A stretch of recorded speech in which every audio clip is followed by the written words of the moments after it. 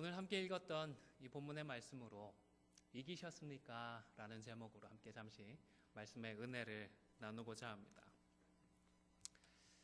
우리가 할 수 없는 것들이 꽤 많이 있습니다. 그 중에 하나가 우리는 미래를 알 수 없다라는 것입니다.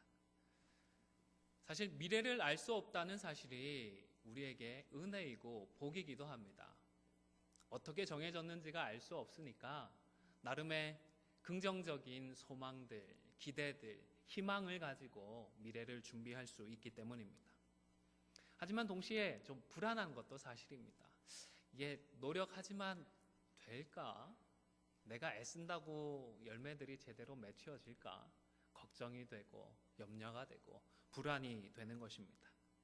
그래서 마음속에 미래에 대해서만큼은 남들보다도 내가 조금만 더 디테일하게 알 수 있으면 좋지 않을까라는 소망들을 품게 되는 것 같습니다. 그래서 믿지 않는 사람들은 정초가 되면 누구를 많이 찾죠? 점쟁이들을 많이 찾아가는 것 같습니다. 뿐만 아니라 우리가 미래를 모르기 때문에 요한계시록에도 그런 의미에서 좀 관심을 많이 갖지 않나 생각을 합니다. 심지어 예수님을 믿지 않는 사람들조차도 미래에 대한 궁금증으로 계시록을 펴보는 사람들이 있을 정도이니 말입니다. 우리 성도들도 복음서나 다른 서신서를 읽을 때와는 조금 다른 기대들, 다른 소망들을 품고 계시록을 읽게 되지 않나 생각을 합니다. 미래에 대한 불안감을 해소하고 대비하고자 하는 그런 마음들이 작용하는 것이 아닐까 생각을 합니다. 그러나 정말로 우리에게 중요한 것은 무엇이겠습니까? 남들보다 미래를 조금 더 알고 조금 더 잘 대비하는 것이겠습니까? 우리에게 정말 중요한 것은 예수 그리스도입니다. 예수 그리스도의 십자가입니다. 미래를 좀 더 아는 사람이 구원을 받는 것이 아니기 때문입니다. 십자가 없이는 그 어떤 준비를 해도 하나님의 심판을, 주님 다시 오실 때에 준비되어 있는 그 심판을 피할 수 없기 때문입니다. 오직 예수 그리스도를 구주로 믿는 사람만이 구원을 받습니다. 제가 옛날에 여담으로 들었던 이야기가 있습니다. 우리 성도들은 666이니 짐승의 표니 휴거니 하는 것들은 걱정할 필요가 없다. 신경 쓰지 마라. 우리 성도들은 그냥 갯돈만 좀 신경 쓰면 된다라는 얘기를 들었습니다. 그때 한국의 강남에 100억짜리 개가 있었는데요. 개주가 도주를 잠적하는 바람에 강남에 있던 교회 성도들도 여러 명 시험이 들었다고 들었습니다.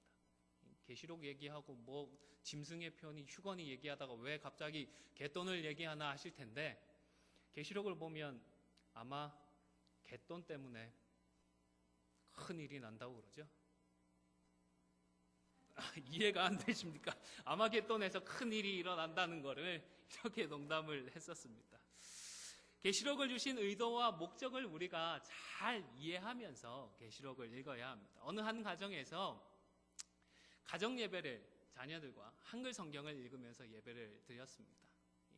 아무래도 미국에서 사니까 한글이 어숙하기 마련인데 그래도 좀 한글까지 깨우쳐줬으면 하는 마음으로 한글 성경을 같이 읽는데, 한 번은 그 집 아이가 이렇게 성경을 읽었습니다. 원래 성경에 내 부모를 어떻게 하라고 쓰여 있죠? 공경하라. 나름 걔는 최선을 다해서 읽는다고 읽었는데 내 부모를 공격하라고 읽었다고 합니다. 성경을 읽어도 제대로 잘 읽어야 합니다. 이해는 하지만, 최선을 다했지만 그래도 우리가 주신 의도대로 목적대로 성경을 읽어야 하는 것입니다. 요한계시록 1장 1절에 보면 계시록을 우리에게 주신 이유와 목적이 분명히 드러나 있습니다. 화면을 참고하시면서 계시록 1장 1절을 함께 읽도록 하겠습니다. 시작. 예수 그리스도의 계시라. 이는 하나님이 그에게 주사 반드시 속히 일어날 일들을 그 종들에게 보이시려고 그의 천사를 그 종 요한에게 보내어 알게 하신 것이라. 요한계시록이 어떤 일을 기록한 것이라고요? 반드시 속히 일어날 일.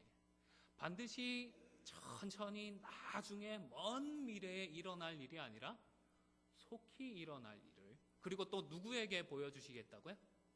그 종들에게 보여주시기 위해서 주신 말씀입니다. 다시 말해서 요한계시록은 다른 성경들처럼 첫 번째 독자가 누구인지 명확하게 준비되어 있었던 것입니다. 구약 성경에 보면 예수님과 예수님의 초림에 대해 많은 예언들이 있습니다. 그런데 이 예언들이 포함되어 있는 구약의 말씀들도 분명히 첫 번째 독자들이 있었습니다. 그리고 그 첫 번째 독자들에게 주시는 하나님의 메시지가 분명하게 따로 있었습니다. 임마누엘이 좋은 예일 것 같습니다. 누가 임마누엘이죠? 네, 감사합니다. 예수님이 임마누엘이십니다. 그런데 예수님만 임마누엘은 아닙니다. 하나님께서 선지자 이사야를 통해서 아하스 왕에게 징조로서 말씀하셨던 그 첫 번째 임마누엘이 있었습니다. 그 당시 처녀였거나 아니면 아직 자녀를 낳지 못했던 젊은 왕비 중에서 장차 아들을 낳게 될 것인데 그 이름을 임마누엘이라고 짓고 하나님께서 유다 가운데에 주실 약속의 징표로 삼으라고 하셨던 것입니다. 그런데 이후 성경의 역사를 통하여서 점진적으로 그 의미들이 구체화되었습니다. 결국 마태는 이 임마누엘이 바로 예수 그리스도, 동정녀의 몸을 통해서 이 땅에 오신 예수 그리스도다라는 사실을 분명히 했던 것입니다. 잠시 지금까지의 내용을 정리하겠습니다. 이사야서의 모든 내용들이 예수님에 대한 예언이 아닙니다. 1차적으로는 선지자 당대의 유다를 향한 교훈이었습니다. 메시지였습니다. 그런데 그 중에는 예수 그리스도를 예언하는 말씀들도 분명히 포함되어 있었습니다. 그리고 세 번째로 오늘날 예수 그리스도를 주로 믿고 살아가는 여러분에게, 저에게 주시는 메시지가 거기에도 포함이 되어 있는 것입니다. 그렇기 때문에 과거와 현재를 살아가는 우리 모두에게 주시는 살아있는 하나님의 말씀인 것입니다. 요한계시록도 마찬가지입니다. 요한계시록은 요한 사도가 소아시아에 있는 7교회를 향해서 보낸 편지입니다. 지금의 터키 지역으로 알려져 있습니다. 그 당시 터키 지역에는, 이 소아시아 지역에는 교회가 굉장히 부흥을 했습니다. 그런데 로마의 황제가 황제 숭배를 이유로 해서 교회를 핍박하기 시작했습니다.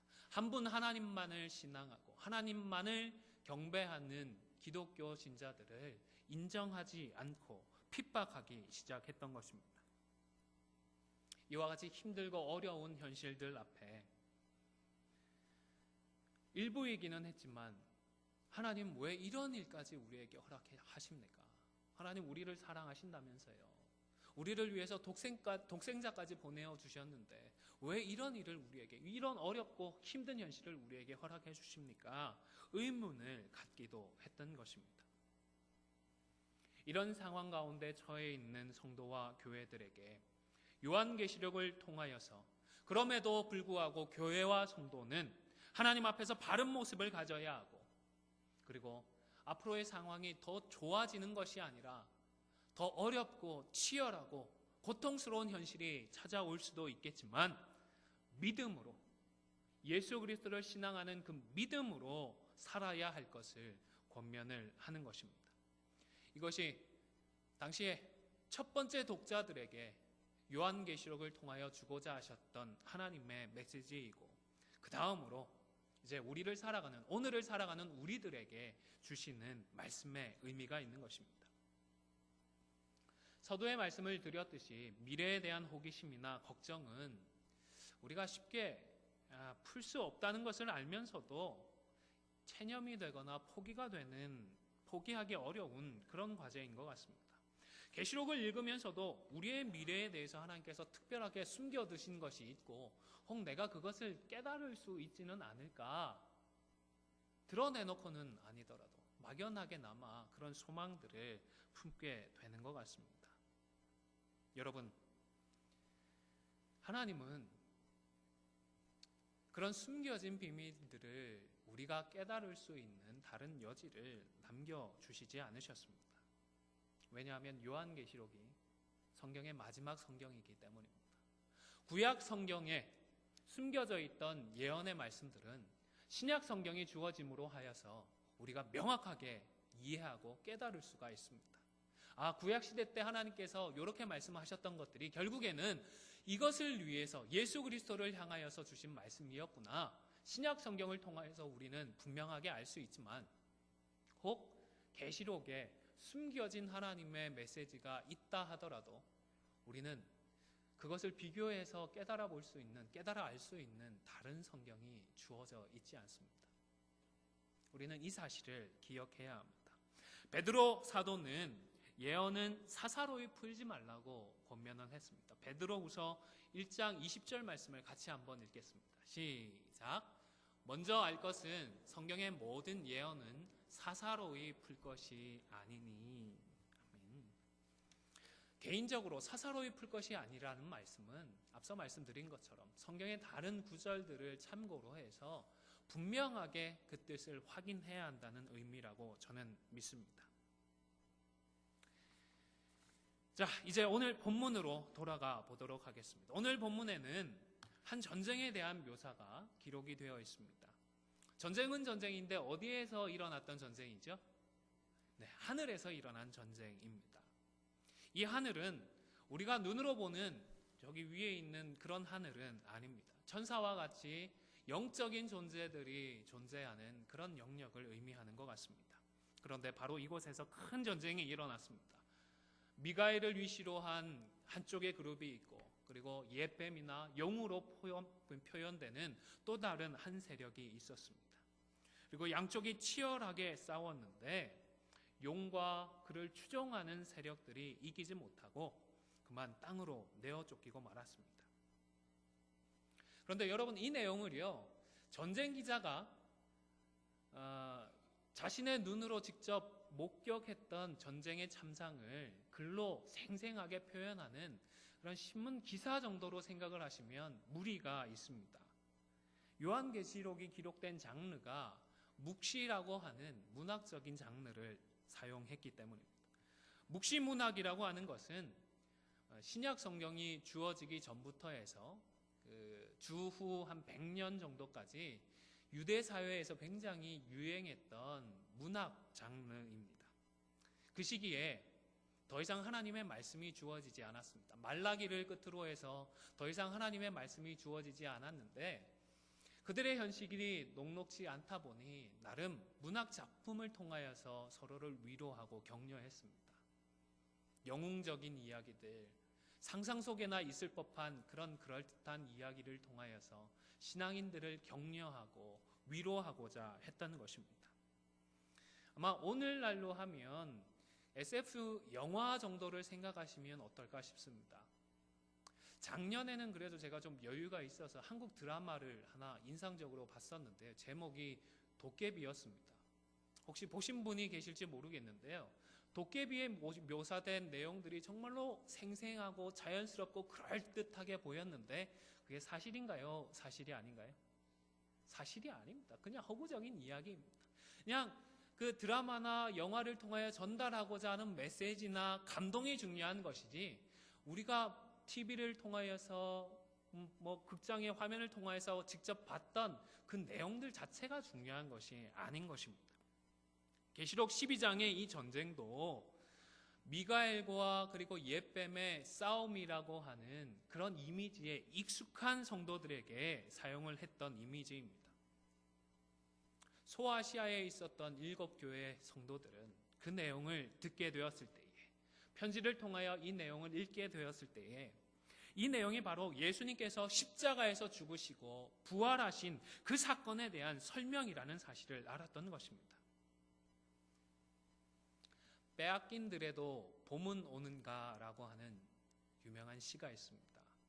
이상화 씨라고 하는 시인이 쓴 시인데요. 그 내용을 만약에 다른 나라의 글로 번역을 해서 외국인들에게 읽힌다고 한번 생각을 해보시기를 바랍니다. 그것을 읽으면서 어떻게 이해를 할까요? 아마 누군가가 자기 땅을 농토를 억울하게 뺏겨가지고 그런 억한 마음에 이런 글을 쓰지 않았을까? 이런 정도로 이해를 하지 않을까 생각을 합니다.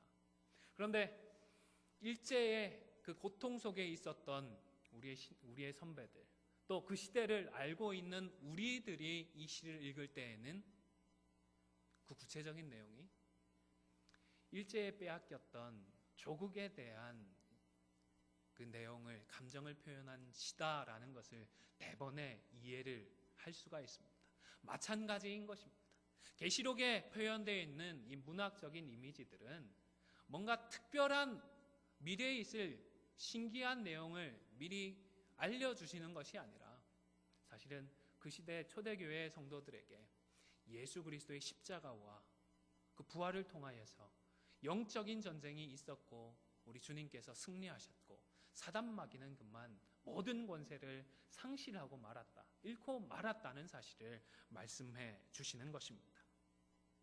그리고 바로 이 사건이 믿음 때문에 지금 고난을 겪고 앞으로 더 큰 어려움을 겪게 될 교회들과 성도들에게 얼마나 중요한 사건인지를 계속해서 가르쳐 줍니다. 그리스도의 십자가와 부활로 참소자가 쫓겨났기 때문입니다. 우리 읽었던 본문으로 돌아가서 10절 말씀을 같이 다시 읽도록 하겠습니다. 12장 10절 말씀입니다. 시작. 내가 또 들으니 하늘에 큰 음성이 있어 이르되 이제 우리 하나님의 구원과 능력과 나라와 또 그의 그리스도의 권세가 나타났으니 우리 형제들을 참소하던 자 곧 우리 하나님 앞에서 밤낮 참소하던 자가 쫓겨났고. 아멘. 이 전쟁의 승리가 어떻게 해서 성취가 되었습니까? 성도들이 싸운 것이 아닙니다. 다른 누군가가 이루어 놓은 것이 아닙니다.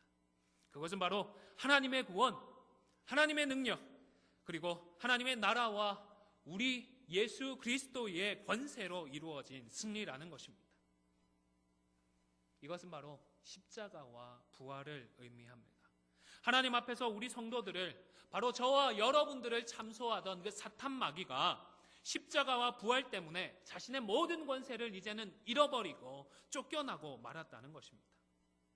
고난 중에 있는 성도는, 어려움 가운데 있는 성도는 우리를 참소하고 우리를 대적하고 우리를 힘들게 하는 사단 마귀가 우리 주님으로 말미암아 자신의 모든 권세를 잃어버리고 쫓겨나고 말았다는 이 사실 덕분에 낙담하지 않을 수가 있는 것입니다. 절망하고 포기하지 않을 수가 있는 것입니다. 일곱 교회와 그때의 성도들뿐만 아니라 오늘을 살아가는 우리들도 믿음 때문에 고난을 당하고 핍박을 받고 시련을 받습니다. 믿지 않는 사람들에게 오해를 받기도 합니다. 또 의도하지 않게 내가 그만 다른 성도들을 힘들게 만들기도 합니다. 영적인 슬럼프에 빠지기도 하고 구원의 확신이 흔들리거나 믿음이 약해지기도 합니다. 이 모든 것은요, 하나님을 대적하는 사단 마귀가 쫓겨나서 이제 자기의 때가 얼마 남지 않은 줄을 알고 분을 내며 우리 가운데에 와서 벌이고 있는 일들입니다. 속된 말로 깽판이라고 그러죠. 마지막 발악을 하고 있는 것입니다. 단순히 우리가 부족하고 우리가 뭐가 나서가 아닙니다. 우리가 부족하지 않다는 말도 아니고 우리가 모나지 않다는 말도 결코 아닙니다. 우리가 부족하고 우리가 뭐가 나 있다는 것은 사실인데 이것들을 가지고 우리를 충동질하고 부정적으로 해석을 하고 우리 가운데 쓴뿌리를 만들어내고 믿음의 자리에서 멀어지게 만드는 것은 사단 마귀의 농간이라는 사실을 기억해야 하는 것입니다. 잘 따지고 생각을 해보시기를 바랍니다. 하나님은 우리를 사랑해 주신 것밖에 없습니다. 우리를 사랑하신 하나님은 독생자를 내어주시기만 하셨습니다. 예수님은 우리를 사랑하셔서 십자가를 짊어지기만 하셨습니다. 그리고 우리를 사랑하셔서 지금까지도 참고 또 참고 인내하고 기다려 주고 계십니다. 우리가 힘들고 우리가 화가 나고 우리가 낙담하고 우리를 실족하게 만드는 것들은 이런 하나님이 아니셨습니다. 하나님이 아니라 우리가 겪고 우리가 초래하고 우리가 만들어내는 일들입니다. 나를 비롯한 연약하고 악한 우리 사람들 때문입니다. 그런데 이런 일들로 말미암아 우리는 하나님을 원망합니다. 하나님께 불평을 토합니다. 이런 일을 겪고 하나님을 만나고 하나님을 찾아야 하는 그런 자리를 박차고 나가버리게 됩니다. 교회를 떠나버립니다. 왜 그럴까요? 우리가 왜 이래야 한다고 생각을 하게 될까요? 크게 분노하고 있는 사탄 마귀가 그 모든 일들의 이면에서 우리의 마음을 충동질하고 우리를 미혹해 하고 우리를 넘어지게 만들고 있다는 사실을 우리는 기억해야 하는 것입니다. 우리는 사람이 아니라 사단 마귀와 싸워야 합니다. 사람이 아닙니다. 나를 속상해 만들고 나를 힘들게 만드는 사람이 아니라 그런 사람을 통하여 나를 흔들어 놓으려고 하는 사단 마귀와 싸워야 하는 것입니다. 아이고 목사님, 눈에 보이지도 않는 마귀의 그 마귀의 계기를 내가 어떻게 분별하고 또 내가 어떻게 싸웁니까? 정말로 영적인 존재와 내가 싸울 수 있습니까?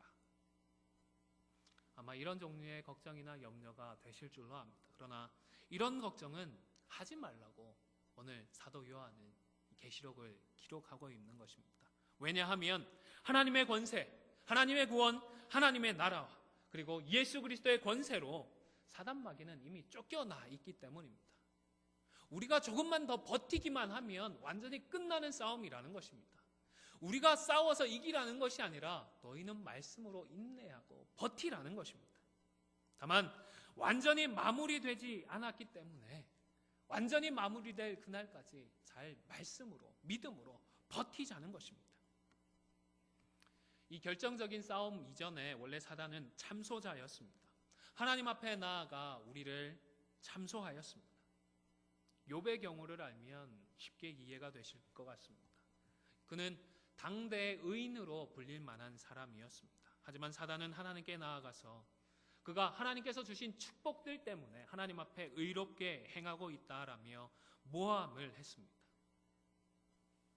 사단은 지금도 하나님 앞에서 저와 여러분을 우리의 흠을 잡고 참소하고자 하는 것입니다. 아마 그런데 이 결정적인 싸움 이후로 더 이상 사단은 이 일을 제대로 할 수 없게 되었던 것 같습니다. 그래서 예수 그리스도의 십자가와 부활 사건 이후에는 전략을 새롭게 세운 것이 아닌가 싶습니다. 직접 하나님을 대접하고 우리 성도들을 참소하는 것이 아니라 성도들을 미혹하고 유혹하여서 사람들로 하여금 하나님을 대적하게 만드는 것이 아닌가 싶습니다. 사단은 우리의 삶의 어려움을 통하여 우리가 하나님을 대적하도록 미혹할 수 있습니다. 경제적인 어려움이나 육체의 질병을 통하여 우리를 미혹할 수도 있습니다. 가정의 우환이나 회사의 어려운 일들, 교회의 문제들을 가지고 우리를 하나님을 대적하도록 충동질할 수도 있습니다. 이런 어려움들을 보면서 우리를 향한 하나님의 사랑을 의심하게 만들고자 하는 것입니다. 우리의 문제조차 해결해 주지 못하는 무능한 하나님으로 오해하게 만들고자 하는 것입니다. 교회로 모여서 사람 냄새만 풀풀 나는 이 사람들만 생각을 하고 우리를 위해서 죽기까지 하시는 그 하나님을, 하나님의 사랑은 생각하지 못하게 만드는 것입니다. 또 거짓된 가르침으로 우리를 미혹할 수도 있습니다.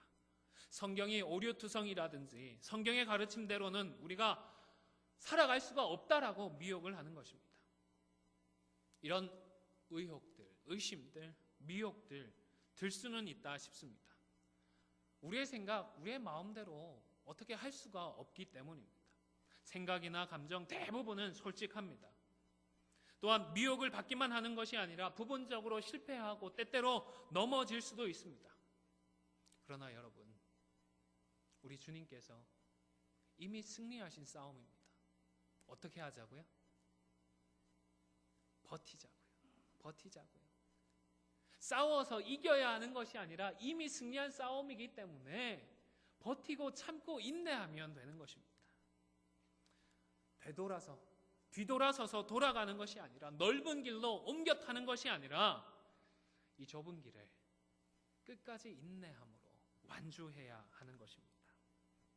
이런 미혹이 거세지면 거세질수록 우리가 더 소중히 여기고 끝까지 지켜야 하는 것이 분명하게 있습니다. 어린 양의 피와 증언하는 그 말씀입니다. 11절 말씀을 같이 한 번 더 읽도록 하겠습니다. 계시록 12장 11절 말씀 성경을 통하여서 한 번 더 같이 읽겠습니다. 시작. 또 우리 형제들이 어린 양의 피와 자기들이 증언하는 말씀으로써 그를 이겼으니 그들은 죽기까지 자기들의 생명을 아끼지 아니하였도다. 아멘. 어린 양의 피, 그리고 그 어린 양을 증거하는 이 말씀이 핵심입니다. 우리 예수님의 십자가의 보혈, 그리고 그 생명의 피 외에는 그 어떤 것도 우리들에게 참된 생명을 줄 수가 없습니다. 어린 양 되시는 예수님의 그 붉은 피만이 우리에게 진정한 승리를 허락해 주시는 것입니다. 그리고 이 어린 양의 피와 증거하는 말씀을 소중히 지킨 우리 성도는 마침내 즐거워할 수 있습니다. 우리 교회의 역사 속에는 예수의 증거를 지키기 위하여서 끝까지 인내하신 분들이 많이 있습니다. 우리도 끝까지 인내해야 합니다. 그리고 심지어 죽기까지 충성하셨던 분들도 많이 있습니다. 이 모든 분들을 향하여서 사도 요한은 오늘 즐거워하라고 말씀을 합니다. 즐거워하라고 말씀을 하는 것입니다. 아시아의 7교회와 성도들에게 수많은 고통과 시련과 역경과 괴로움이 있는데 그것을 알면서도 즐거워하라고 말씀을 합니다. 어떻게 즐거워할 수 있겠습니까? 어떻게 기뻐할 수가 있겠습니까?